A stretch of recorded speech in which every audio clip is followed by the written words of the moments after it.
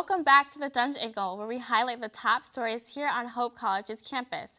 I'm your host, Kristin Hill, and today we will be looking at the recap of Dance Marathon. Then Bryce will inform us on current politics. Afterward, Madison will rate the new Captain Marvel movie for us. Later, Jon will give us an inside look on Student Council. In proceeding, we'll get some insight about March Madness with Tyler. And lastly, we will hear from an amazing musician of Dylan Sherman and Michael Pineda. Stay tuned. Hi, I'm Kristin Hill, and I'm here at Hope College's Dance Marathon of 2019. As many of you guys already know, Dance Marathon is a year-long fundraising event for Helen DeBosch Children's Hospital, where they provide medical care for infants, children, and adolescents. Okay, we have Mercedes here with us, and she's part of the Dance Marathon finance team. So, Mercedes, why did you decide to be part of the finance team? I chose to be a part of the finance team because I always knew I wanted to be involved in Dance Marathon in some way, even if it was in a small way. That's awesome. So what would you say is your favorite part of Dance Marathon in general? That's always super exciting! My favorite part of Dance Marathon are definitely the family stories. I think it is such an amazing opportunity for the children to come out and have their families speak on their behalf of all the struggles that they've been through and where they are now. So I was assigned to the Savickas family and the Picard family, and getting to know their stories has been really awesome. So yeah, I'd say they're special to me. Okay. How would you say that Dance Marathon has impacted their lives so far?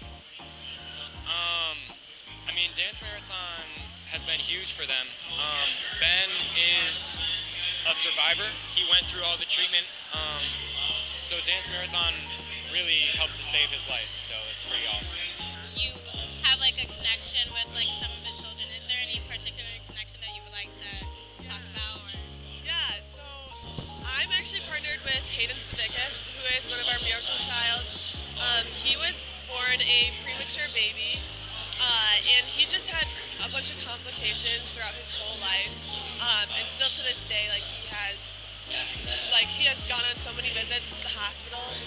It really gives me a whole different perspective on Dance Marathon and why we do this, because you just see the battle that kids are fighting for, and Hayden is literally such a beam of light, and he has the best attitude. He's super smart, and so just knowing that these kids have endless potential, they deserve to be fought for in hospitals and everything. So overall, Dance Marathon has been the definition of this generation helping the next, because it provides children the opportunity to have a future and to decide what they want for their life. So let's all donate and support Dance Marathon. In December of 2018, Michael Cohen, the former lawyer of Donald Trump and the Trump Organization, was found guilty and sentenced to 3 years in federal prison and a $50,000 fine for financial crimes and lying to the United States Congress. Would it surprise you that Cohen would be the key witness for a congressional hearing in the House Oversight and Reform Committee? This became reality when the hearing opened on the 27th of February. Ohio Republican Jim Jordan was given the opening statements for this controversial hearing. In his statement, Jordan says Clinton operative Lanny Davis has persuaded the chairman of the Oversight Committee to give a convicted felon a forum to tell stories and lie about the President of the United States so they can all start their impeachment process. This first announced witness for the 116th Congress is a guy who's going to prison in 2 months for lying to Congress. Mr. Chairman, your chairmanship will always be identified with this hearing, Jordan continues. Jordan also criticizes Chairman Cummings for limiting the scope of questions that committee members are allowed to ask Cohen. Jordan states, "We're only allowed to ask certain questions, yet we can't ask questions about the southern districts of New York. Nope, the only subjects we can talk about are the ones you think are going to be harmful to the President of the United States." Jordan's final remarks echo what most Americans are saying in their heads today. Mr. Chairman, we are better than this. These latest Cohen hearings shine light over the struggle for the Trump administration. They bring up questions like how far are the Democrats willing to go to build a case for impeachment? How far are the Republicans willing to go to defend Trump? As of March 8, 2019, the Trump administration has accumulated 111 lawsuits since its inception. How many of these cases are valid? Another congressional hearing is in the books, leaving Americans with more questions than answers. Let's go to our cultural connoisseur, Madison Palmatier. Thanks, Bryce. I'm Madison Palmatier, giving you a quick look at one of the current box office titles. Released last Thursday is Marvel's newest addition to the cinematic universe, Captain Marvel, directed by Anna Boden and Ryan Fleck.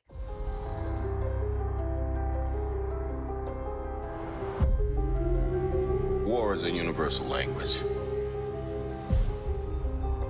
I know a renegade soldier when I see one. Never occurred to me that one might come from above. This film takes a look at a woman stuck in the middle of a war between two alien races. Veers, the main character played by Brie Larson, is a Kree soldier suffering from amnesia. On a mission to stop the Skrull, she winds up captured by them. After having some of her hidden memories unlocked, she escapes the Skrull ship and crashes onto planet C-53, also known as Earth, and works to uncover more about her past life, as well as secret information about the war she's been fighting in. The movie takes place in 1995, a decent amount of time before the first Iron Man film in 2010, but well before the Captain America in 1942. This can be seen within the film due to important buildings such as Blockbusters, Radio Shack, pagers being used as communicators, and the pre-Google search Alta Vista. But it's never stated in the movie. As a Marvel fan, this made it really hard to settle into the film due to a seemingly unset scene. You can only place the film within the Marvel timeline thanks to the lack of Nick Fury's eye patch and the use of the Tesseract, which you see for the first time in the last quarter of the movie. Although, for a character who is told multiple times not to let her emotions control her, she seems to be disconnected from them. Although the Kree army training and the amnesia plays into this, her one-track mindset at times almost feels out of place. In addition to that, during the battle scenes, Veers is consistently making witty comments and jokes, almost similar to Spider-Man. It gave me a feeling similar to Whiplash, bouncing from her serious everyday attitude to these quick moments of banter. This could be to highlight the brainwashing she's experienced, but it felt out of place and confusing until the end, where she discovered who she is and what she stands for. At the end of the day, the movie was enjoyable and a little bit confusing to watch. It's also a big step for the Marvel Cinematic Universe as it shows the first lead female hero. Captain Marvel was a good world builder. Now that she has a well-explained background, I believe that Captain Marvel is going to be a great hero with some incredible movies. We just haven't gotten there yet, leaving the film with a score of 2 Maddie heads. Now we'll hear from Jon about the Student Council. College students often regard the inner operations of their school very little. We take things for granted, the big decisions appearing to be distant concerns when compared to our own. The truth is, many of those choices impact us more than we might think.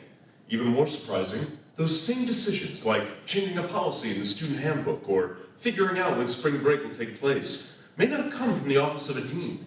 Chances are, it probably is a decision made by a fellow student, one of your peers. This week, the Dutch Angel was given exclusive access into one of the most secretive components of campus life, Student Congress, and got to see what it takes to speak on the behalf of more than 3,000 other people. Awesome. So if everyone could go into the Agendas and Minutes channel and pull up the document that I just posted. They could be your RA, your roommate, your best friend. Behind closed doors, Student Congress members gather every Monday to deliberate on the big decisions that will affect an entire institution. Their mission?